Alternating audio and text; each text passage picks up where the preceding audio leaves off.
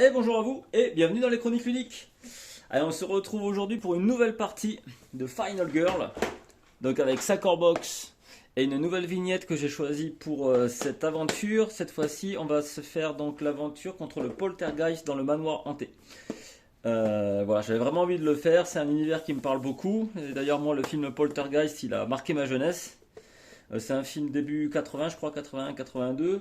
C'est un scénario de Spielberg et qui était pas mal du tout. Bon, il a vieilli, hein, maintenant le film il a 40 ans, donc il a pas mal vieilli. Mais à l'époque, il m'avait traumatisé. Je l'avais vu tout gamin, je devais avoir 5-6 ans. Et, euh, et il m'a traumatisé à cause du clown. Dedans, il y a un petit clown qui se cache sous le lit. Et pendant du coup des années, j'ai regardé sous mon lit. J'ai eu peur qu'il y ait un clown dessous. Et heureusement, il n'y en a jamais eu. Autant pour moi. Et voilà, j'ai été traumatisé toute ma vie avec ça, toute ma jeunesse avec ça. Et du coup, bah, ça m'empêche pas maintenant d'adorer toujours les films d'horreur angoissants et compagnie. Mais voilà, c'était pour la petite anecdote. Donc j'avais vraiment envie de retourner dans ce manoir contre ce fantôme et prendre ma revanche. Donc on va faire ça pendant cette partie-là. Alors j'ai choisi de jouer avec Alice. Donc, dans cette partie, sur cette vignette, on a le choix entre Alice et Selena, voilà, qui ont toutes les deux des pouvoirs un peu différents, mais je trouvais qu'Alice était assez classieuse. J'aime bien son esprit, son air rebelle qui va bien.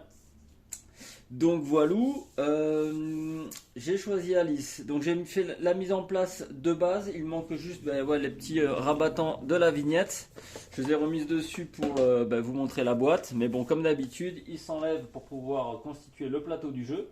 Donc le poltergeist, d'ailleurs, vous verrez des petites subtilités déjà et différences par rapport à la première vignette que l'on a fait contre Hans, le boucher type Jason Vendredi 13 et autres. Donc cette fois-ci, il y a une différence assez majeure. C'est qu'il n'y aura pas de piste de point de vie. On voit sur ces stats ici, on a la piste d'horreur qui commence à 3, mais il n'y a pas de point de vie parce que le fantôme, bien évidemment, n'est pas tuable. Et oui, donc il y a une mécanique un peu différente dans cette partie-là, contrairement à toutes les autres vignettes du jeu où c'est vraiment un duel, un face-à-face contre le boss. Là, il ne faut pas tuer le boss, il faut trouver Caroline. Caroline, c'est une petite fille qui est ici. La petite fille qui est là, il faut trouver Caroline et sortir du manoir avec elle. Alors pour la petite histoire, donc j'ai récupéré le petit livret de Lore and Scenario. Donc il y a une petite présentation du jeu, du lieu et de notre adversaire, le poltergeist. Donc dans les grandes lignes, tout a commencé en 1912, donc il y a un siècle, où un riche entrepreneur, en gros, a fait fortune, je ne sais plus dans quoi c'était, dans l'immobilier ou autre. Et donc il a fait construire ce superbe manoir, le manoir Critch. Et voilà, et ce monsieur est mort. Et sa femme a hérité de toute sa fortune qu'elle a dilapidée. Et une fois qu'elle s'est retrouvée ruinée, et qu'est-ce qu'elle a décidé, la pauvre dame, malheureusement, c'est de se pendre dans son grenier. Et du coup, manque de bol, l'esprit est resté à hanter le manoir. Et c'est pour ça qu'on a découlé plein de petits problèmes en tout genre. On voit par exemple qu'en 1957, une famille a acheté le manoir. Et c'est le petit gamin qui s'appelait Tim. Faisait souvent des cauchemars la nuit, qu'il en parlait à ses parents, mais ses parents ne prêtaient pas trop attention. Il voyait notamment un clown, encore lui, apparaître et lui faire peur, apparaître, disparaître, lui tirer la couverture. Il en a parlé encore plusieurs fois à ses parents, qui n'ont rien fait et qui ont considéré que c'était l'équivalent de terreur nocturne en gros. Et en fait, malheureusement, un jour, ils sont montés dans sa chambre et puis ils ont vu que le pauvre petit Tim était mort asphyxié dans une couverture qui était tellement serrée apparemment qu'on voyait la forme de son visage sur la couverture justement. Oui, c'est assez gore, hein, c'est assez dark le Final Girl. Et bon, après ça reste un jeu. Et du coup, ça voilà, c'était en 57 et en 81, on a aussi une famille, je crois que c'est juste un jeune couple où donc le mari partait travailler et la femme restait dans la maison. Et hypnotisé par l'arbre du jardin qui avait une forme et une aura particulière, cet arbre semblait l'appeler en fait tout le temps. Et puis le mari était un peu étonné de voir sa femme changer. Il s'inquiétait de plus en plus pour elle, la voir passer des journées à la fenêtre à contempler l'arbre. Et un jour, l'appel de l'arbre était trop fort et la femme s'est jetée du troisième étage en pensant rejoindre l'arbre et est morte de cette façon. Donc vous voyez, il y a un historique plutôt macabre, lugubre et glauque autour de ce manoir. Et du coup, là maintenant, pour notre partie à nous, bon, il n'y a pas de date, mais on imagine que c'est à peu près à notre époque. Donc une nouvelle famille rentre dans ce manoir qu'ils ont pu avoir à un tout petit prix. Ils sont super contents. Et malheureusement, rapidement, ils se rendent compte qu'il y a quelque chose de bizarre. La famille est plutôt au fait éventuellement de tout ce qui peut être esprit et autres. Donc ils s'inquiètent de plus en plus jusqu'au jour où leur fille Caroline disparaît. La petite Caroline, et ça va être le but de notre histoire, de retrouver Caroline d'ailleurs, qui est cachée quelque part. Alors ça, il y a plein évidemment de clins d'œil au film Poltergeist. La fille, je sais plus, peut-être qu'elle s'appelait Caroline même d'ailleurs dans le film, était absorbée en gros dans la télé. Elle était un peu dans les murs, elle était partout. Il y avait quelque chose de très étrange. L'histoire du clown, donc je vous ai raconté avec le petit Tim. L'arbre aussi est très iconique dans le film Poltergeist. Il est très bizarre. Donc c'est bien, il y a plein de petits clins d'œil. Et alors là, notre but du coup, ça va être de retrouver la petite Caroline, parce qu'on fait partie d'une équipe, alors pas tout à fait, on va dire que la famille de Caroline a appelé un tas de gens qui sont spécialisés dans le paranormal, comme la famille Warren, je crois, je sais plus, des films que j'adore, je crois, comment ils s'appellent ça, c'est pas les Insidious, je sais plus, enfin bon, vous voyez de quoi je veux parler, que j'adore, et les dossiers de la famille Warren là. Et du coup, ils ont appelé plein de gens comme ça, spécialistes du paranormal, pour venir essayer de retrouver leur petite. Et nous, notre héroïne fait partie d'une équipe comme ça, donc elle est spécialisée là-dedans. Je crois qu'elle est venue avec son copain aussi, avec son petit copain, pour essayer de retrouver Caroline, et ce sera le but. Donc voilà pour le petit pitch. Alors j'ai lu en diagonale, j'avais lu un peu toutes les histoires à la suite, donc bon, j'espère pas trop mélanger, mais en tous les cas, vous avez une petite idée du pitch de base. Donc nous, notre poltergeist, il n'aura pas de point de vie. Par contre, on va lui tirer au hasard ses cartes finales et ses cartes Dark Power. Il y a une petite piste en fait, hein, finalement, au niveau du sang, là, la piste de sang, de rage de sang, je sais pas comment dire ça. Donc ici, avec au départ en attaque, on voit qu'elle nous fait qu'un dégât. Ça reste assez léger à un moment. Ça monte à 2 jusqu'à 3, donc elle n'est pas très violente. Et en mouvement, par contre, elle est plutôt rapide. De suite, elle commence avec 2 cases de mouvement. Et ça peut monter jusqu'à 4. Par contre, elle va avoir très rapidement son Dark Power, puisque dès sa deuxième victime, on va révéler son pouvoir qui va modifier ses capacités. Alors, on va lui tirer de suite des cartes qui vont bien. Alors oui, là, je finis la mise en place avec vous. J'avais déjà commencé. Je la finis comme ça avec vous sur cet angle de caméra. Et dès qu'on va rentrer dans le jeu, je vais avancer la caméra pour que vous puissiez voir beaucoup plus le manoir et autres. Donc, on verra moins les cartes. Mais les cartes, en final, c'est pas très grave. Le marché, il reste toujours identique. Peut-être que les items, j'essaie de vous les montrer. Mais encore, c'est pas le plus important. Je vais me focaliser vraiment sur le monstre, le lieu et un petit peu sur la piste d'horreur pour que vous puissiez savoir où est-ce qu'on en est. Et voilà, ça sera beaucoup plus intéressant d'avoir une vue rapprochée. Du coup, je finis la mise en place du Poltergeist. Donc on prend ces 3 cartes finales.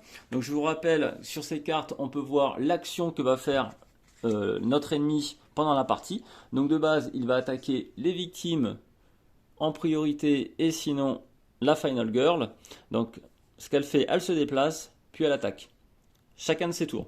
Et une fois qu'on aura épuisé le deck terreur, qui est ici, je vais revenir dessus, j'ai fait une erreur assez importante sur la constitution du deck terreur dans ma première vidéo. Une fois qu'il n'y a plus de cartes dans le deck terreur, on révèle cette carte finale qui va booster son pouvoir et éventuellement lui donner un autre effet particulier. Donc ça, on mélange. Hop, on lui tire une carte qu'on place ici. Voilà, et je vais tirer son Dark Power. Alors je retire le Dark Power épique. Là en l'occurrence il n'a pas l'air trop violent, mais je le retire quand même pour rester sur quelque chose de plus classique. Surtout que ce pouvoir va être en jeu très rapidement. Voilà, on se cale ça comme ça, on reconstitue l'image qui va bien. Je mets le petit token pour sa rage de sang là, ici, et pour elle, on est bon. Ok, on va constituer le paquet item qui est hyper important, puisque lorsque l'on joue contre le poltergeist, il y a une subtilité, donc on ne peut pas l'abattre. Par contre, il faut trouver Caroline. Alors dans la partie, il y aura toujours la carte de Caroline, son doudou, qui est Monsieur Poppy, ou Floppy, pardon, Monsieur Floppy. Et vous savez, comme dans la première vidéo, j'aime prendre l'item spécial de notre Final Girl. Donc là, c'est le Alice Shotgun, c'est le fusil d'Alice. Alors ce que je vais faire, je vais chercher dans les items le fusil classique. Alors ça c'est pareil, c'est pas obligatoire. Vous n'êtes pas obligé de le faire, mais moi je le fais parce que bon, plutôt que d'avoir éventuellement 2 shotguns pendant la partie, j'enlève le classique. Et voilà, donc ça je veux être sûr que ça soit dans la partie. Comme il y a toujours 12 cartes, là que là j'en ai 3, je vais en tirer 9 de plus. 1, 2, 3, 4, 5, 6, 7, 8, 9. Ok. Ce que je fais... Alors il ne faut pas que ces deux-là apparaissent en première carte du deck. Donc ce que je vais faire, je mélange toutes les autres. Je vais révéler une de chaque qui sera la première carte du deck. Et après je vais mélanger le reste. Donc pour ce deck là, on aura... Je vais vous les zoomer de toute façon après. Donc apparemment c'est un cadenas, on a une échelle en bois et une map. Maintenant que j'ai fait ça, je prends les autres cartes, je les mélange bien comme il faut, puisque cette fois-ci, ça va être une partie où on va devoir chercher. Je l'ai quasiment pas fait dans ma première partie, et bien là, du coup, ça va changer. Donc oui, j'ai pas testé cet ennemi-là. Pour tout vous dire, j'ai joué que Hans, je l'ai fait 3 fois Hans, du coup, pour voir les différences. Et je l'ai fait aussi une fois essayer à ma copine. Donc là, je vais expliquer les règles, et j'ai joué... Voilà, j'ai tout bougé en gros pour elle, voilà. Je lui ai simplifié la tâche, on va dire, mais c'est elle qui a fait le jeu, qui a pris ses décisions et autres. Et elle s'en est plutôt très bien tirée, puisqu'elle a réussi également à abattre Hans. Donc voilà. Allez, je constitue du coup ces decks. Donc là, il me reste forcément 3 cartes à mettre en dessous. Et je remets les autres par-dessus. Tiens, on va les regarder du coup, ce que l'on a attrapé. Alors... Donc le cadenas, donc on peut le placer entre 2 pièces. Ok. Donc on le place entre 2 pièces, il n'y a que nous ou les victimes qui pouvons nous déplacer à travers ce cadenas. Ah, par contre si l'ennemi attaque alors qu'il est dans la pièce où se trouve le cadenas, il détruit le cadenas. Intéressant. L'échelle en bois. Alors, voyons. L'échelle en bois, qu'est-ce que l'on a? Donc, on défausse la carte pour enlever l'échelle brisée. Ok. Il faudra que je vois ça, du coup. Ou sinon, on place le token de l'échelle dans une pièce. D'accord. Qui a un seul chemin, qui a un seul accès possible. Vous allez voir, je vais vous montrer ça quand on va regarder ensemble le détail du manoir. Il y a des petites subtilités. Donc c'est une échelle qui permet de contrer le fait qu'il n'y ait qu'une direction pour aller d'une pièce à une autre. Dans certaines pièces, ce sera le cas. Ok, bon, on verra ça si jamais on le chope. Et après, la map, on le défausse pendant notre phase d'action. Ok. Donc dans chaque deck de cartes, soit on peut révéler la carte du dessus. D'accord, si la carte du dessus n'est pas révélée, on la révèle. Si elle est révélée, on peut choisir de la mettre dessous en fait. Mais discard it from the game. Ah, non d'accord, on la défausse du jeu. Si la carte ne nous intéresse pas, on la défausse du jeu. Et la prochaine, on la révèle. Donc voilà, ça peut être plutôt intéressant. Donc le cadenas, ça bloque les portes. La rope Lider, ça permet de contrer le sens unique d'une pièce. Et ça va nous permettre de filtrer un petit peu les objets que l'on a dans la partie. Donc je crois que j'étais comme ça, grosso modo. Alors, je ne sais pas à quoi ça correspond par rapport aux différentes zones du lieu. On va regarder ça ensemble. Donc toujours est-il que tous les autres objets, on les défausse. Alors oui, ce que j'avais fait, on va de suite corriger le truc. Ce que j'avais fait dans ma première partie, j'avais pris toutes les cartes du lieu, toutes les cartes de l'ennemi, que j'avais mélangées, bien sûr. J'avais fait mon petit tas de terreur, et j'étais parti comme ça. Alors très bien, ça marche, hein, mais c'est pas les règles.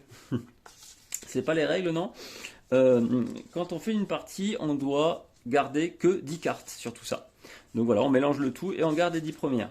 Donc là, ça va instaurer encore plus ce côté timing, puisque bon, à la fin des 10 cartes, vous ne perdrez pas la partie, hein, vous ne perdrez pas la partie automatiquement, mais vu que vous allez révéler la carte finale de votre ennemi et qui va booster ses capacités aussi bien en déplacement qu'en attaque, il vous restera plus qu'un tour ou deux à survivre, hein, et ce sera vraiment de la survie, puisque voilà, vous n'aurez plus assez de cartes, plus assez de défense pour pouvoir résister à ces assauts, et comme en plus le poltergeist est immortel, vous ne pourrez pas l'abattre.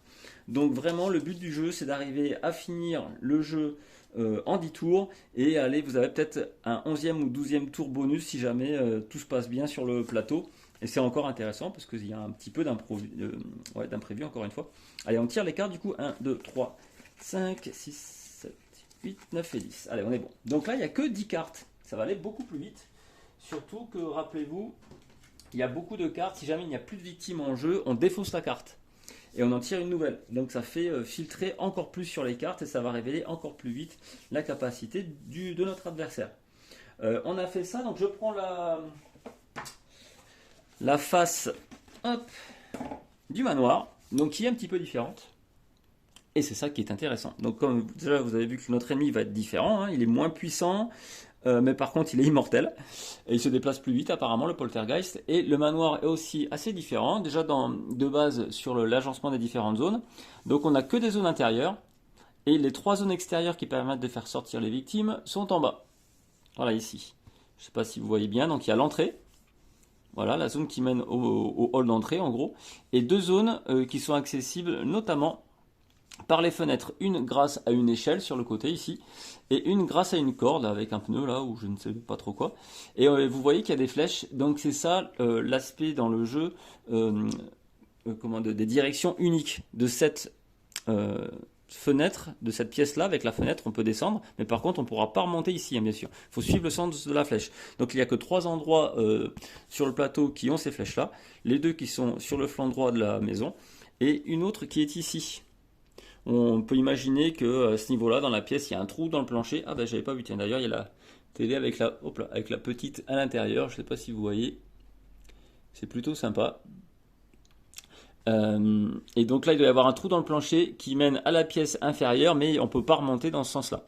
Par contre ici, comme il y a une échelle, on peut monter et descendre comme on veut, il n'y a pas de problème de ce côté-là.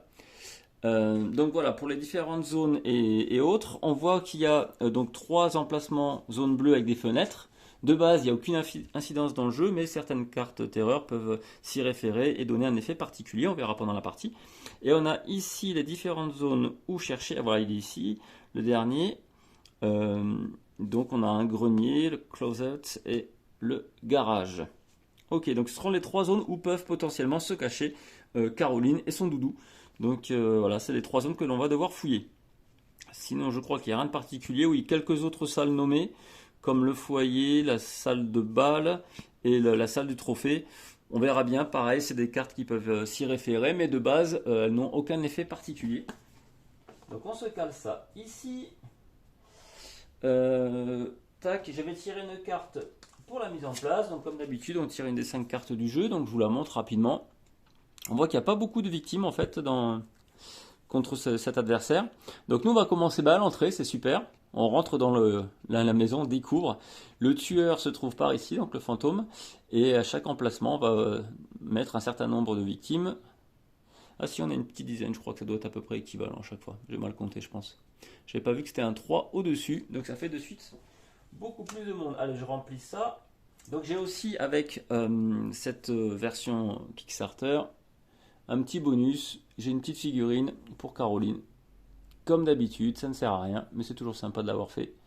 Sous chaque figurine, il y a leur nom. Je ne sais pas si je l'avais dit, c'est pratique pour les repérer. Bon, elle, c'est assez évident. Mais des fois, dans les Final Girls, c'est un peu délicat de savoir qui est qui. Et donc, avec ça, c'est tout à fait pratique. Je crois que je vais poser du coup les petits meeples comme ça pour que ce soit plus visible pour vous, savoir combien il y en a dans chaque pièce. Donc ici, il y en a 3 au grenier. Une de chaque côté ici. On est là. On est là. 2 dans la salle de bal. Et enfin, une dernière au garage.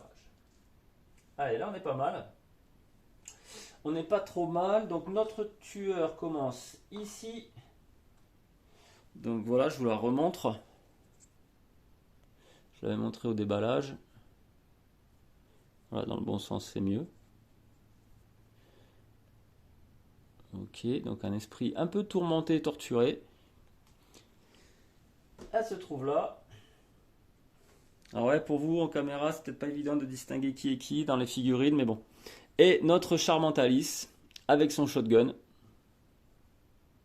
qui est ici. Donc je m'amuserai sûrement à les peindre, ça rendra déjà beaucoup mieux. Et elle est à l'entrée. Elle va rentrer dans le manoir pour aller chercher la petite Caroline. Je crois qu'on est bon. Ouais, juste pour info. Quand vous récupérez donc une des vignettes autres que celle de base de Hans, vous allez avoir donc des petites règles particulières qui ne sont pas décrites dans le livre de base du jeu. Et c'est très simple, hein, ça vient juste sur des petits feuillets comme ça. Vous avez à chaque fois un petit feuillet pour le lieu et un pour votre ennemi. Donc ça résume tous les composants qui sont à l'intérieur pour être sûr qu'il ne manque rien et vous puissiez faire le tri le cas échéant. Et derrière, les petites règles qui leur sont associées. Vous voyez, c'est très bref, c'est très simple, mais ça donne des petites subtilités. Quoi qu'il y a une vignette ou deux où il y a déjà un peu plus de règles, je crois, sur l'esprit vengeur, c'est un peu plus délicat. Et voilà, il y a un peu plus de règles. Mais bon, sinon, si vous vous demandiez comment on fait pour savoir comment ça se joue, dans chaque vignette, vous aurez un petit résumé des nouvelles règles. Comme ça, tout est parfait. Donc j'ai tout installé. Moi, mon Alice, oh punaise, j'avais pas vu, elle a que 4 points de vie, donc elle est très faible. Très faible, je lui mets sa jauge de points de vie, je vais la mettre assez haute parce que vous verrez sûrement que cette partie-là du jeu. Assez haute et comme d'habitude, je mélange, hop, tout ça, tac tac tic. Allez, je fais une petite liste de tokens. Je vais faire simplement, allez, je vais prendre un des 6 et je vais tirer. Là, on a un 4. Du coup, je vais prendre le quatrième token. 1, 2, 3, 4. Celui-ci que je vais mettre là. Et on verra bien pendant la partie, du coup, s'il y avait d'autres cœurs cachés derrière. Donc, de base, je n'ai que 4 points de vie. Et potentiellement 1, 2, 3 supplémentaires si jamais il y a quelque chose indiqué derrière. On verra ça. Je ne le fais pas, du coup, pour mon adversaire qui n'a aucun point de vie, hein, je rappelle. Ok, j'ai mon petit token de sablier ici sur le temps niveau 6, mon token pour suivre la piste d'horreur sur le 3, je rappelle on commence à 3 contre le poltergeist, j'ai préparé tout le marché, préparé tous les petits tokens possibles, d'ailleurs on voit que j'ai 2 tokens qui vont potentiellement servir pendant la partie avec le cadenas et l'échelle en bois, ici alors ça se verra peut-être pas trop bien en vidéo, mais bon. C'est ici. Des petits tokens supplémentaires, ils appellent ça des counters pour si jamais j'ai des objets qui peuvent être utilisés un nombre de fois limité. On est bon. Ma main de départ, des 6 cartes avec le sablier jaune qui coûte 0. Je vous montre rapidement la carte d'Alice. Donc il va falloir que je sauve 6 meeples quand même pour arriver à mon pouvoir spécial. 2 qui me redonnent de la vie, ce sera pas mal comme on n'en a pas beaucoup. 2, là je vais gagner du temps. D'accord, je peux prendre n'importe quelle carte action dans l'offre du marché qui coûte 2 ou moins. Je me déplace de 2 zones, je me déplace d'une zone. Et lorsque j'ai donc sauvé 6 victimes, je retourne ma carte. Et jusqu'à la fin de la partie, je choisis une carte action n'importe laquelle. Et jusqu'à la fin de la partie, quel que soit le niveau d'horreur, je jetterai toujours 5 dés quand j'utiliserai cette carte-là. Donc ça peut être plutôt pas mal. Je verrai ça pendant la partie. Alors oui, si vous vous demandez du coup comme on ne peut pas affronter l'adversaire, est-ce que des cartes d'action, d'attaque servent? D'après les règles, oui. J'ai l'impression que le poltergeist peut nous envoyer des adversaires d'une façon ou d'une autre, des choses à affronter, et donc il y aura quand même une utilité, peut-être moindre contre les autres ennemis, mais voilà, il y aura quand même une utilité. Donc ça, je vais le découvrir avec vous, hein. Je vous répète encore une fois, je n'ai pas du tout joué contre elle, contre cet adversaire, donc on va découvrir ça ensemble. Ok, je crois qu'on est bon, j'ai tout installé, tata. La phase d'événements. Donc oui, il y a très peu d'événements dans le jeu. Très peu finalement. Hop, on va tirer ça et découvrir ensemble le petit changement aussi éventuel à la mise en place. Liquid Courage. Ah, bah punaise, c'est plutôt bon ça. Donc là, c'est un effet pour toute la partie, hein. Donc là, les victimes vont me suivre même dans le lieu où se trouve le tueur, le killer. D'habitude, on peut prendre jusqu'à 2 victimes avec nous pour les balader à droite à gauche, mais elles ne rentrent jamais dans la zone où se trouve le tueur. Et bien, grâce à cet événement, toutes les victimes pourront me suivre. Là, c'est assez thématique aussi. Bon, tout le monde est bien conscient qu'il y a un esprit, qu'il y a quelque chose d'étrange à l'intérieur. Quand on est arrivé, on est tous spécialistes du paranormal. Donc, on ne va pas se bloquer et ne pas rentrer dans une salle où potentiellement il se trouve. On est préparé, j'imagine, psychologiquement. Enfin, je le vois un petit peu comme ça. Ok, donc là, on est bon. Moi, ce que je fais, je mets la vidéo, je pense, sur pause. Je change l'angle de caméra et puis et on sera prêt à commencer. Allez, à de suite. Ok, nous voilà repartis. Donc je peux pas zoomer beaucoup plus en fait, puisque le but du jeu c'est que vous voyez bien le manoir au maximum. Il faut voir quand même le poltergeist avec ses différentes cartes au cas où et sa piste. Il faut voir l'horreur. Donc là, malheureusement, vous ne verrez pas la suite de la piste. Mais bon, en cours de jeu ça devrait aller, mais bon. Voilà, au cas où il va me manquer la dernière partie de la piste. Les points de vie de la Final Girl, ça c'est bon, c'était super important. Les différents objets qu'elle pourra porter. Je suis un peu embêté aussi pour les objets qui sont là. Je vais vous mettre en évidence peut-être comme ça du coup les objets qui sont proposés. Peut-être que vous les verrez un petit peu mieux comme ça et encore. Donc on va regarder ensemble d'ailleurs où sont les lieux. Donc le premier c'est pour le garage. Le deuxième, c'est le grenier. Et le troisième, le closet. Du coup, en fait, c'est dans l'ordre. Hein. La première pile, c'est pour ici. La deuxième, c'est pour là. La troisième, c'est pour ici. C'est un ordre de droite à gauche. Donc, allez, on va faire comme ça, je pense, pour que vous puissiez voir les objets que l'on peut y trouver. Normalement, ça devrait se voir en caméra. Ok, et là, je pense qu'on est pas mal du tout. Je pense qu'on est bon, qu'on est prêt à partir. Tac, ce que je vais faire, peut-être mettre ça par ici. Tant qu'il n'y a pas d'autres événements ou autres. Ah, vous voyez pas les cartes de terreur non plus. Bon, c'est pas très, très grave. De toute façon, il y en a une dizaine. On va voir ça ensemble. Ok. Allez, là, on est prêt à partir. Je me mets de côté le petit rappel au cas où avec tous les icônes et les phases du jeu. Et on est bon. Donc, on commence par la phase d'action. Et la phase d'action, c'est la phase où on joue nos cartes. Donc où on joue la carte, on a notre main de départ de 6 cartes qui est classique. Il y a les 2 focus pour baisser l'horreur, une attaque faible, un repos, bon ça j'en ai pas trop besoin en début de partie, et 2 marches. Moi mon but, comme d'hab, oh punaise ça va être compliqué. Mon but comme d'hab c'est de sauver un max de monde très vite. Oh là par contre je suis mal placé. Je suis très loin de tout le monde. Elle a là plein de victimes potentielles juste à côté, c'est un peu pénible. Surtout que d'ici, elle peut venir que dans cette zone. De là, elle a 2 choix possibles. Je pense qu'elle va très vite venir là. Ça va être sa cible la plus proche. Ouais, ça va être sa cible la plus proche. Et d'ici, ça sera là-haut. Moi, il faut qu'un maximum, je me dépêche d'aller là-haut et sauver du monde. 1, 2, 3, 4, 5, 6. Ah ouais, il faudrait vraiment pas qu'elle chope tout ça. Ça va être l'horreur. Comment je vais faire ça? Par où me déplacer? Moi, ça me ferait 1, 2...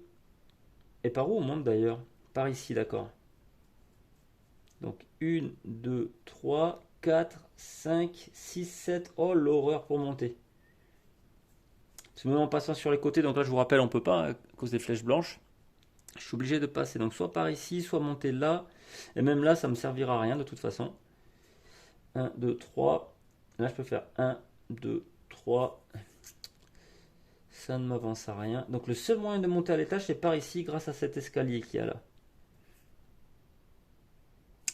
Ok. Oh là là, ça va être chaud. Ça va être très chaud. Je pense que je vais perdre beaucoup de temps et d'action pour pas grand chose au final. Après, il y a la map, mais la map, c'est dans le closet justement. Une map qui m'aura permis de filtrer rapidement tout ce qu'on trouve ici. Parce que moi, mon but, c'est de fouiller au final. Et avec ça, je peux fermer une porte aussi, un lieu, pour éviter qu'elle se déplace dessus. 1, 2, 3, 4, 5. Est-ce que je fais l'impasse sur beaucoup de victimes?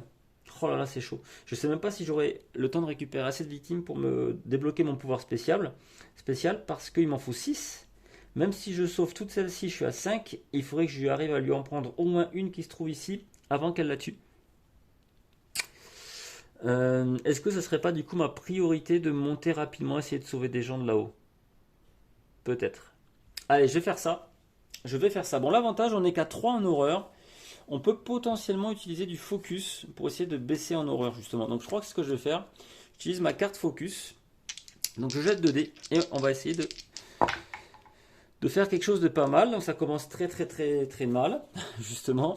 Alors, je vais défausser ces deux cartes, Short Rest et Weak Attack, pour transformer cette phase 2D. Je vous rappelle, je peux défausser deux cartes pour la transformer en réussite. Et avec une réussite, je baisse l'horreur de 1, mais par contre, je perds un temps. Donc, mon horreur baisse de 1 et je perds un temps. Ouais, ça par contre, vous ne verrez pas non plus. Bon, je vous dirai combien de temps j'ai à chaque fois. Ah, c'est compliqué de tout montrer d'un coup. J'ai presque envie de faire un autre focus. Allez. Un autre focus. Au moins une étoile. C'est pas mal. Je ne veux pas utiliser la modification, l'amélioration, parce que ça va me ferait défausser les deux cartes qu'il me reste et je veux vraiment me déplacer. Donc je vais me contenter d'une réussite, mais ça me fait baisser la piste d'horreur. Donc maintenant je vais jeter 3 dés. Et par contre je perds encore un temps, donc je ne suis plus qu'à 4 sabliers. Et cette carte est défaussée. Maintenant que j'ai 3 dés, par contre je vais pouvoir marcher beaucoup plus facilement. Donc là j'utilise ma première carte de marche. J'ai 2 réussites, c'est super. 2 réussites, je perds un temps, mais je me déplace de 2 zones. Donc je perds un temps, j'en ai plus que 3. Je me déplace de 2 zones. Alors je vais sûrement faire 1 et 2. Par contre, j'ai pas beaucoup de vie, il faut que je pense à ça. Puisque certes, l'ennemi va chercher à affronter tout d'abord les Final Girls, les victimes, mais si je suis sur son passage, c'est moi qu'elle va attaquer. Donc là, la victime la plus proche, c'est ici pour elle. Alors de base, elle me fait qu'un dégât, c'est pas hyper violent. On va voir ça. Allez, je me fais un deuxième déplacement. Encore une fois, je perds un temps, donc j'en ai plus que 2. Et je peux me déplacer par contre de 2 cases supplémentaires. Tant pis, je prends le risque. Enfin, c'est même pas un risque, je vais me faire attaquer du coup ce coup-là. Et je viens ici. Est-ce que c'est très pertinent ce que je suis en train de faire là? Je me pose la question quand même.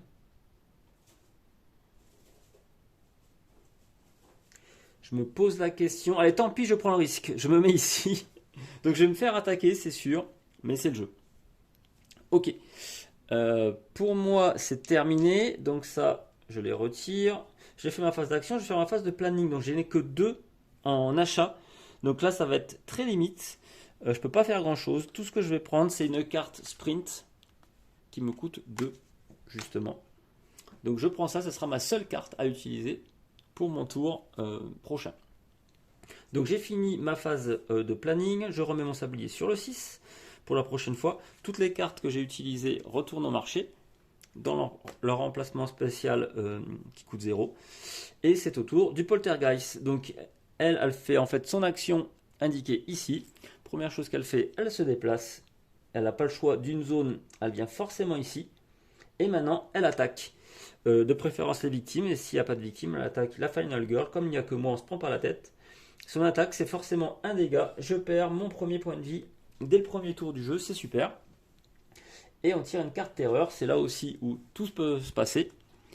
C'est cassé.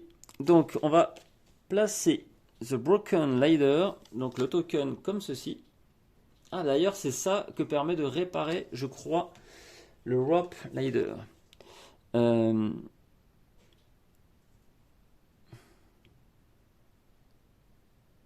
Oh là là, ok.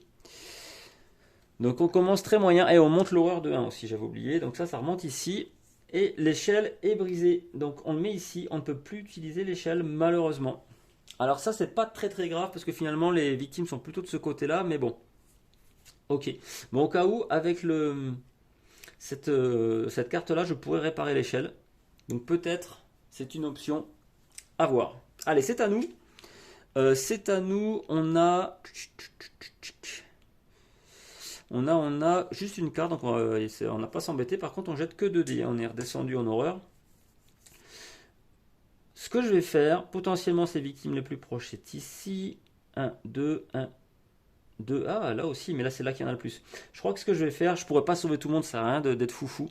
Je vais sûrement essayer de passer, récupérer ces deux-là. Peut-être descendre ici. Ah, mais du coup, j'ai plus le raccourci maintenant. Je pourrais fouiller dans le grenier. Pas trop d'intérêt au final.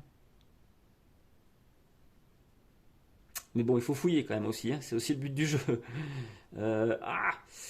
Comment faire? Comment faire? Ouais, tant pis, j'utilise ma carte sprint. Allez, j'ai que 2 dés hein, par contre. Aïe, mais là c'est raté. C'est raté. Donc cette carte est dépensée pour rien. Je n'ai pas pu faire ce tour. Je n'ai rien pu faire du tour. Donc là par contre j'ai 6 en achat. 6 en achat, qu'est-ce que je fais? Je vais reprendre très probablement un sprint pour 2. Un search pour 2. Je suis à 4. Et j'hésite avec un garde, mais bon.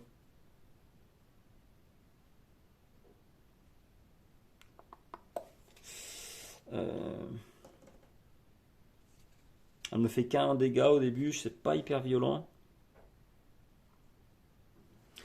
Un autre search peut-être.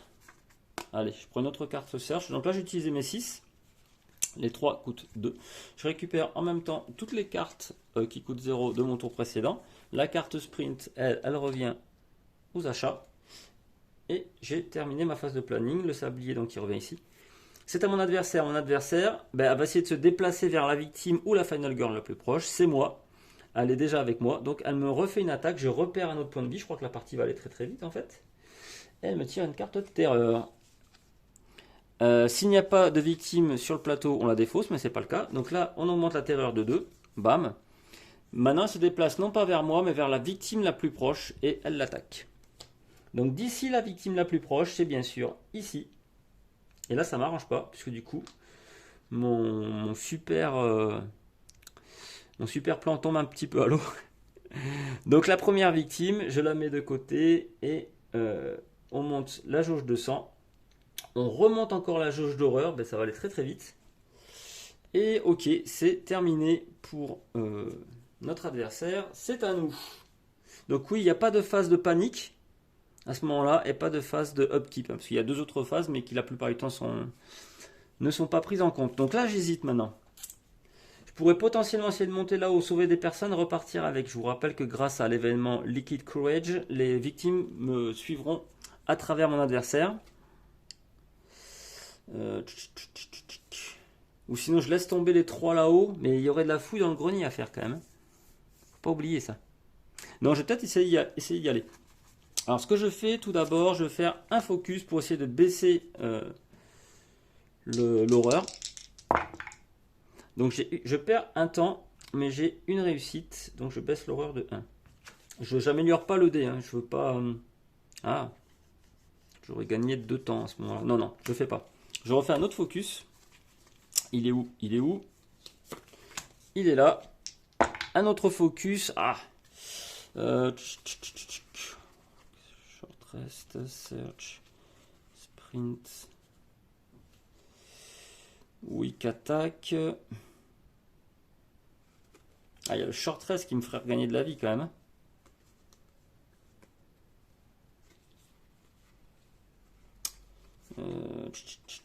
Je n'ai pas beaucoup.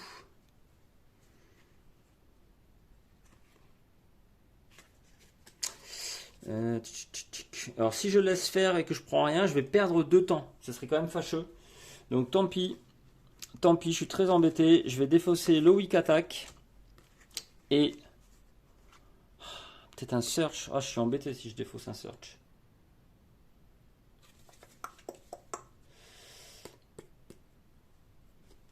Tant pis. Je vais défausser un walk pour avoir une réussite. Alors je perds un temps, mais par contre je baisse de 1 l'horreur. Ok, allez, maintenant on va se bouger. On va se bouger comme il faut. Le sprint, il ne faut pas se rater quand même. J'ai essayé un sprint. Ouf, une réussite. Je perds encore un temps, je ne suis plus qu'à 3. Mais je peux me déplacer de 2 zones. Je vais sûrement venir ici. Voilou. Et là, je crois que je vais faire un search pour essayer de voir ce que je trouve sur place.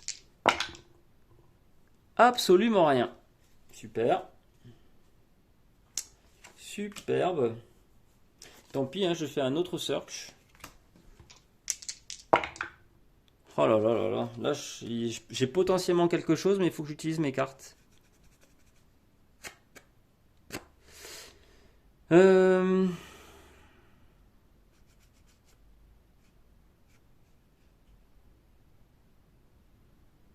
je suis embêté. Parce que le short rest, je vais en avoir besoin. Hein. J'ai plus que 2 points de vie.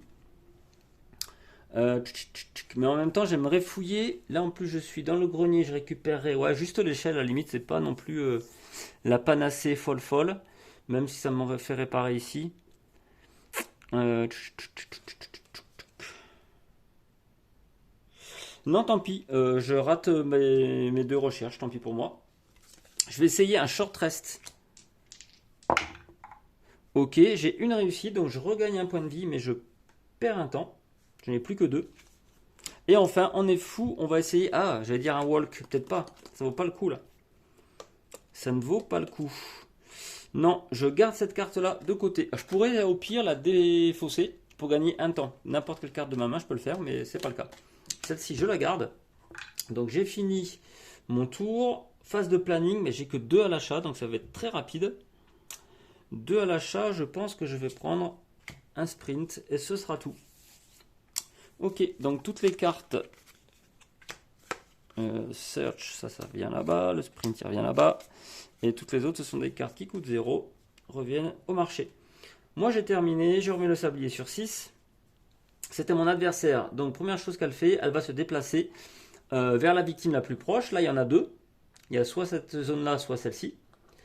Et dans ce cas-là, va là où il y en a le plus. Donc, elle vient ici et elle attaque. Elle tue une deuxième victime. Ce qui lui fait augmenter sa jauge de sang au niveau suivant. Et du coup, déclencher son Dark Power. Alors, qu'est-ce que c'est? Super. Tout ce qu'il fallait pas. Barrière invisible. Je peux pas sortir du manoir avec Caroline tant que je n'ai pas toute ma vie. On imagine qu'il y a un mur magique qui nous empêche de sortir. Il faut être en pleine possession de nos moyens pour arriver à traverser, à briser la barrière. Donc là, ben, voilà, il va falloir que je remonte en vie. Mais bon, c'est pas gênant, c'est faisable en jeu, mais voilà, c'est une condition particulière, on ne pourra pas s'échapper tant qu'on ne sera pas full vie. Il faudra s'en rappeler. Mais c'est pas tout. On tire une carte de terreur. Oh là, et là, c'est un pouvoir mineur, donc on va ajouter à notre adversaire. La confusion psychique. Alors, si Caroline elle est avec nous, on défaut cette carte et on tire la prochaine, mais c'est pas le cas. Donc dorénavant, on va jeter un des 2 moins lorsqu'on va faire une recherche. Superbe. Sinon, on peut défausser, on peut perdre 3 temps pour ignorer cette pénalité.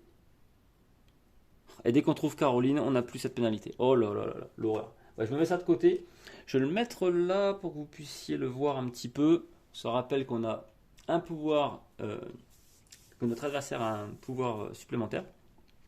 Ok, ça c'est fait, et du coup c'est à nous, il n'y a pas de... Ah si, il y a une panique, je suis bête.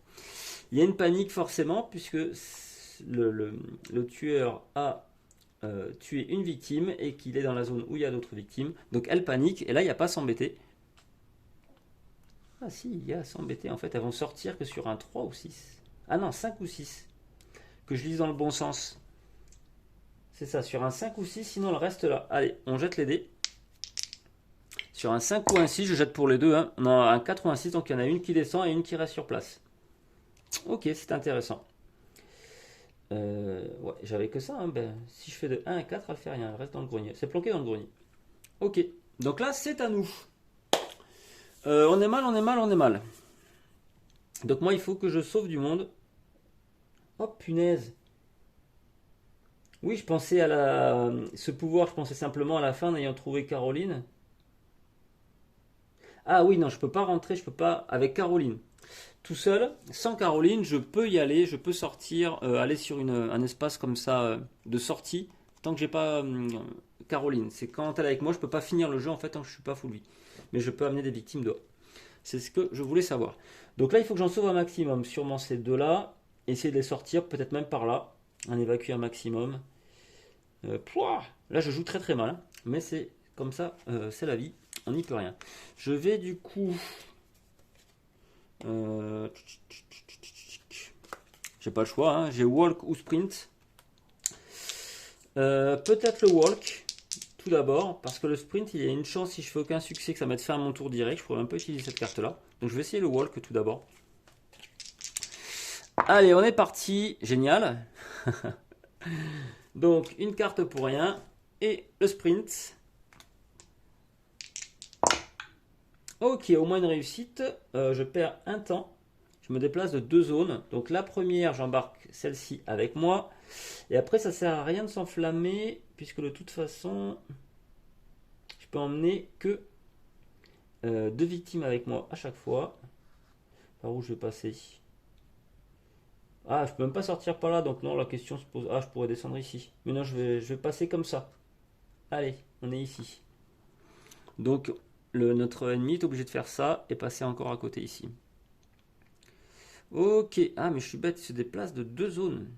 Oh là là là là, ça va être une boucherie. Donc, je crois qu'en fait, je vais bien passer par ici. Donc, je suis descendu là et je viens là. Parce que, comme il se déplace de 2 zones, il va forcément me tuer une autre victime. Ça va être l'horreur, cette partie. Ah, c'est vraiment, il faut connaître le jeu et puis s'adapter à son adversaire qui se joue vraiment différemment de Hans pour le coup. Donc ça, c'est mis de côté, c'est dépensé. J'ai 5 en sablier pour acheter des choses. Déjà, première chose, je récupère toutes mes cartes dépensées qui valaient 0. Je vais très certainement prendre quoi donc? J'hésite. Bah, un search, là, c'est même pas la top priorité pour l'instant. Je suis loin des recherches. Mais pourtant, il faudrait que je cherche. Hein.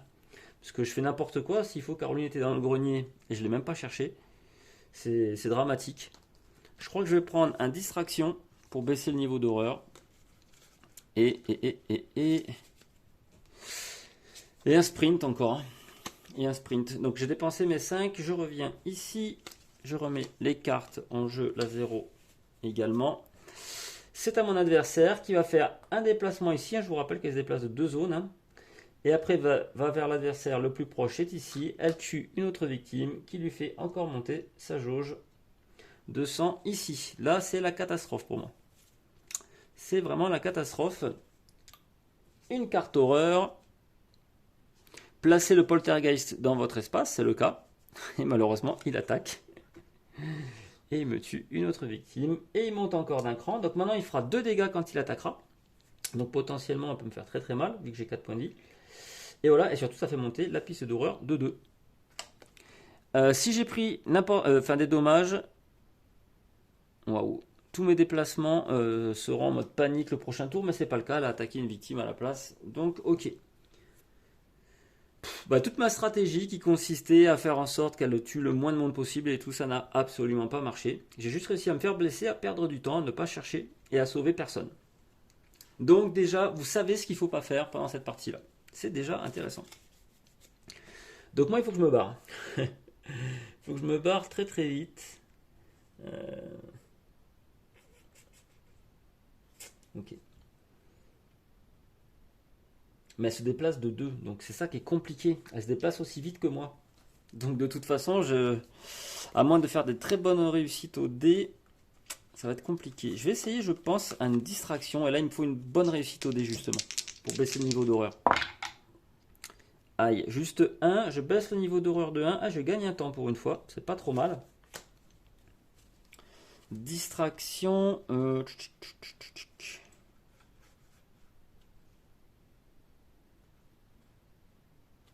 Walk, sprint, qu'est-ce que je fais là? Je vais faire un walk. Walk, je peux dépenser 2 cartes. Je vais dépenser short rest et weak attack pour transformer ça en une réussite. Je peux me déplacer d'une zone. Par où je vais aller? Très certainement. Non, j'étais là alors. Très certainement ici. Par contre, je perds un temps. Ah, j'ai du focus ou du sprint. Est-ce qu'on tente le sprint? Allez, je tente le sprint. Ok, c'est pas terrible. Mais tant pis. Je vais défausser mes 2 cartes transformer ça en réussite. Je vais perdre un temps, mais là, je me déplace de 2 zones. Ça, c'est plutôt pas mal. Je vais faire une ici et une là. Donc là, théoriquement, je suis trop loin de mon adversaire pour qu'elle affronte, pour qu'elle me blesse des victimes. Donc moi, j'ai terminé. J'ai utilisé toutes mes cartes.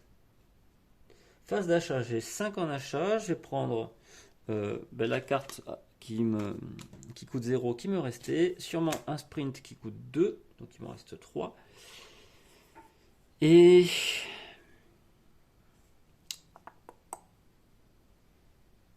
il me reste 3. Je vais prendre sûrement un cercle, ça vaut pas trop le coup encore. Je vais prendre un distraction et puis c'est tout. C'est pas terrible. Allez, on aura ça pour le tour d'après. Ça revient ici. Je remets le sablier sur le 6. Ok. C'est à elle de jouer. Donc elle va se déplacer vers la victime la plus proche. On est à quoi 1. Donc là, on est à 1, 2, 3, 4, 5. 1, 2, 3, 4, 5, 6. Donc pour l'instant, c'est ici la plus proche pour elle. 1, 2, 3, 4, 5, c'est ça. Sinon, 1, 2, 3, 4.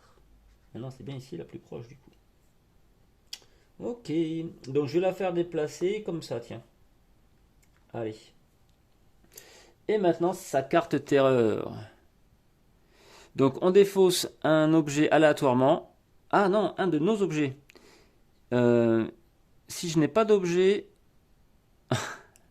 je défausse cette carte-là et je pioche la prochaine carte terreur. Super, allez, ça va aller très très vite. Oh là là là là. Ok, donc là, elle va nous envoyer un adversaire. Donc il n'a pas de token, il n'a rien. Tout c'est un one shot. En fait, il va nous attaquer. Hop, je vois que vous voyez pas trop la caméra. Il va nous attaquer direct. En plus, on en a 2, je crois, dans le jeu. 1 ou 2, je sais plus. Et celui-là, c'est le balèze avec 2 points de vie. C'est un behemoth qui apparaît devant moi. Alors, je peux jouer une carte action qui inflige des dommages. Ça, j'ai pas, hein, non, bien sûr. Si je le veux, si je le fais et que le behemoth est toujours vivant, on finit. Oh là là là là. Ok. Donc de toute façon, j'ai pas de carte qui inflige dommage, donc on continue. Donc je vais prendre des dégâts équivalents à la puissance du tueur. Donc là, il attaque en puissance 2. Donc je vais prendre 2 dégâts. Il m'en reste plus qu'un. Super. Maintenant, par contre, je jette un dé supplémentaire. Donc je vais jeter 3 dés maintenant. Alors si j'ai pris des dégâts, je peux défausser l'objet de mon choix, mais j'en ai aucun, et le behemoth disparaît. Super, super, super. Bon. On est mal. Ok, c'est à nous. Je crois que je vais... Est-ce que j'essaierai pas de distraction? J'essaie distraction. Allez. J'enlève ça pour que ce soit plus clair pour vous. Par contre, je jette 3 dés, ça c'est pas mal. Enfin, ça veut dire que j'ai plus beaucoup de vie, mais bon. Ah, 2 réussites. Donc je fais baisser l'horreur de 2 et je gagne 2 en temps. Ça, c'est une première bonne nouvelle. Ok, ça s'en va. Je crois que je vais... Ça revient au même. Je crois que je vais faire un walk. Walk, j'ai 2 réussites. Donc je perds un temps. Je me déplace de 2 zones. Donc la première zone, j'arrive ici. Et la deuxième, allez, je saute par la fenêtre. On descend avec la corde. On arrive tout en bas. Et je sauve les 2 premiers petits meeples. Je crois que là, vu ma situation, je vais regagner 2 en points de vie. Parce que je suis vraiment trop mal. Ou alors non, je vais regagner 1 en point de vie. J'hésite. Donc là, je suis ici. 1 point de vie peut-être, et peut-être me déplacer de 2 zones. Ouais. C'est ce que je vais faire. 2 en point de vie. 1 en point de vie, pardon. Donc je gagne que 1. Mais je me déplace de 2 zones maintenant. Donc j'étais là, je vais faire 1 et 2. Me voilà revenu ici. Et cette carte est utilisée. Et je vais faire maintenant mon sprint. Pour essayer encore de sauver un petit peu de monde. Hop là, toi reviens là. Donc là par contre j'ai qu'une réussite en sprint. Ça me fait perdre un temps. Mais je me déplace de 2 zones. Qu'est-ce que je fais?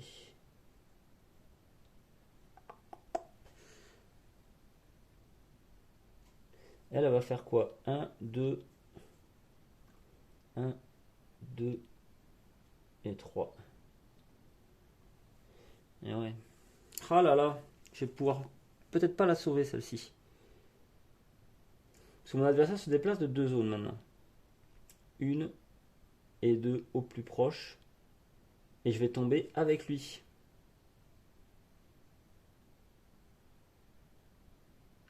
Ah.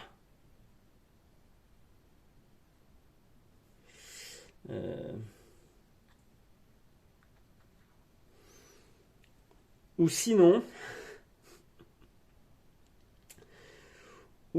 tant pis, j'abandonne un peu l'idée de pouvoir révéler mon super pouvoir et je vais me concentrer sur le fait de chercher vite fait Caroline parce qu'on n'aura pas le temps de finir la partie sinon.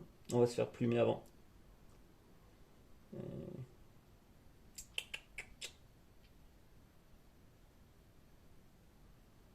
Ouais. Allez, mes 2 zones, je prends ces petits meeples et je les emmène avec moi ici. Je vais limiter la casse, peut-être sauver ceux-là, puis après je vais me concentrer sur la recherche de Caroline. Et on va croiser les doigts pour la trouver le plus vite possible, pourquoi pas dans le garage, on va voir ça. Enfin le garage c'est quand même un cul-de-sac. Hein. Donc c'est bien d'aller au garage. Ah oui c'est vraiment un cul-de-sac. Ok.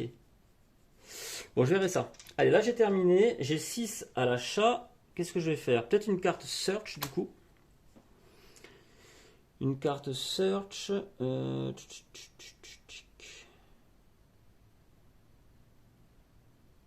Ah, je vais pas avoir trop le choix, mais il va me falloir une carte garde pour pas mourir.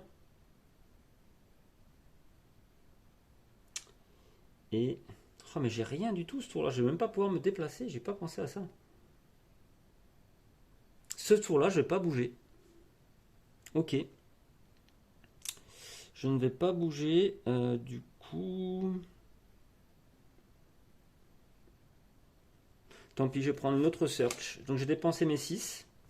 Prendre ces cartes-là et j'aurai pas de déplacement. Je vais rien faire le prochain tour. Ça, c'est un peu scandaleux. Je me rappelle plus comment ça se fait que j'ai regagné un point de vie. Ah oui, grâce à ma carte. Donc je jette plus tous ces dés là. Je jette plus que 2 dés maintenant. Faut pas que j'oublie ça.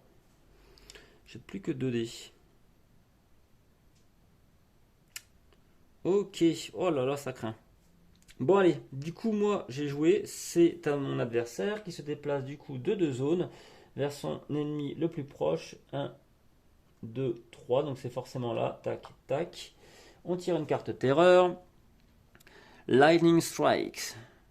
Oh, donc il y a des éclairs qui tombent sur mon espace et tous les espaces adjacents. Bon ben voilà, c'est cool. Bon la partie aurait été pas très longue. Donc il y a notre adversaire déclenche des éclairs partout autour de moi, enfin sur ma zone et partout dans les zones adjacentes. Donc partout où l'éclair tombe, c'est-à-dire du coup ici, là, là, là et là, partout où l'éclair tombe, si l'éclair tue une victime. Donc là, elle en tue une ici. Ce qui fait monter la piste de sang de 1. Et je me fais attaquer, je prends des dégâts égaux à la valeur d'attaque de mon adversaire de 2. Donc je perds 2 points de vie. Et comme il m'en restait 2, je suis théoriquement dead. Alors on va regarder. La petite surprise c'est ici. Est-ce que j'ai des points de vie derrière ou pas? Tadang! Et non, malheureusement non. Et donc la partie est perdue déjà. La partie est perdue. On s'est fait latter complètement. Ouais. Ouf! Oh, c'était chaud. C'était chaud. Je m'attendais pas à une défaite aussi radicale et rapide. Bon, j'ai très mal joué. J'ai pris des très mauvaises décisions et mauvais lancer de dés par-ci par-là.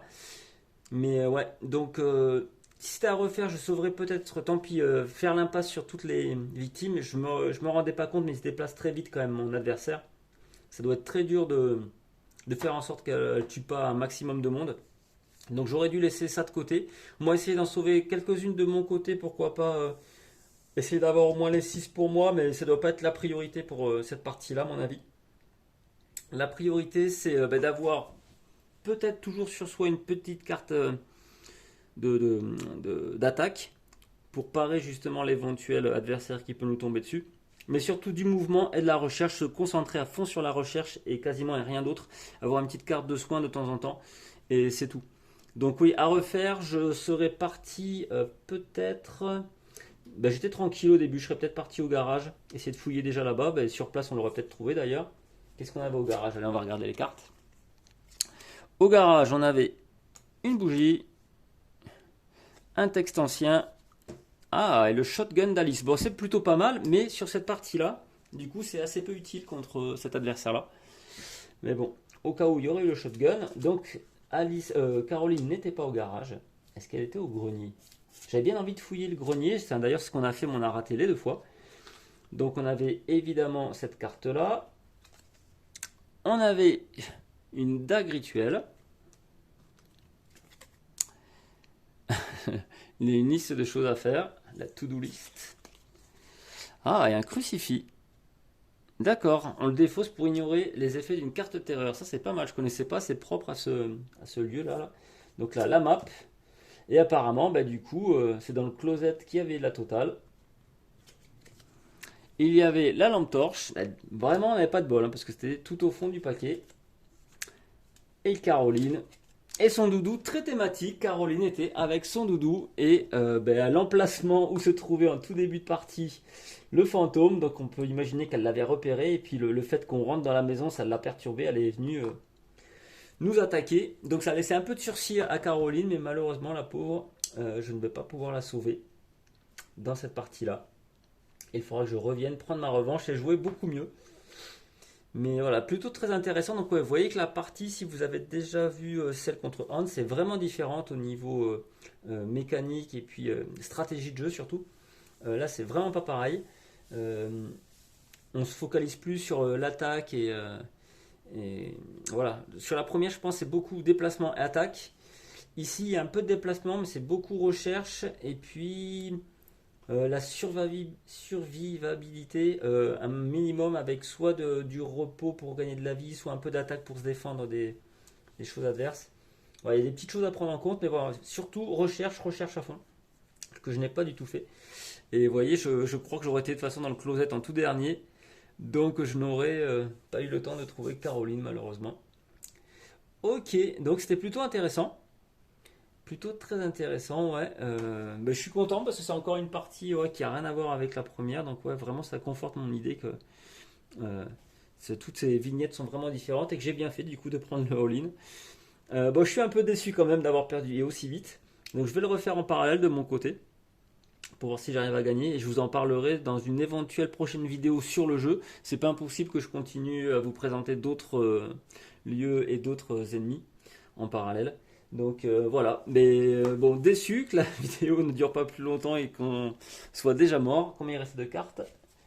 Il en restait 3. Et en plus, je crois qu'il y en a une qui a fait accélérer. On a tiré une de plus. Donc en gros, on a joué 6 tours. On a joué 6 tours et c'était la fin.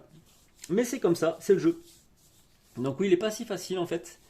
Il n'est pas si facile, mais c'est ça aussi qui est intéressant. Puis on se raconte une histoire, hein, comme d'habitude. Bon, j'espère que la vidéo vous a plu. Voilà, que... Vous avez pu voir les subtilités avec les différents, avec la vidéo précédente, tout du moins.